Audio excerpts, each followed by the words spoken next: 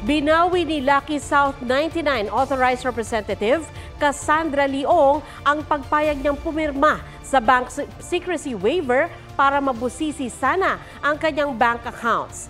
Ayon kay Congressman Dan Fernandez, nangangamba si Ong na baka magamit itong ebidensya sa kasong money laundering na inihain ng PAOK at Anti-Money Laundering Council laban sa kanya.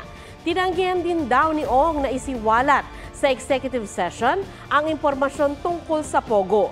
Napaamin naman siya ng mga kongresista tungkol sa inapply niya na lisensya sa PAGCOR para sa Pogo. Naunang itinanggi ni Ong na may nalalaman siya sa operasyon doon ng Pogo. Ang ilang beses na ginamit na nagpaparenta lang siya ng mga gusali sa mga Chinese businessmen. PAGCOR is not giving a license for apartments or buildings. They are giving licenses for Pogo. You applied for a license from PAGCOR to operate what? To operate Pogo po. Yun! For renewal po. Ibig sabihin.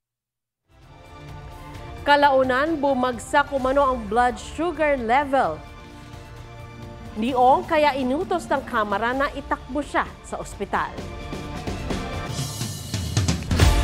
Huwag magpahuli sa mga balitang dapat ninyong malaman.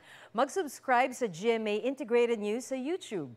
Sa mga kapuso abroad, subaybayan nyo kami sa GMA Pinoy TV at sa www.gmanews.tv.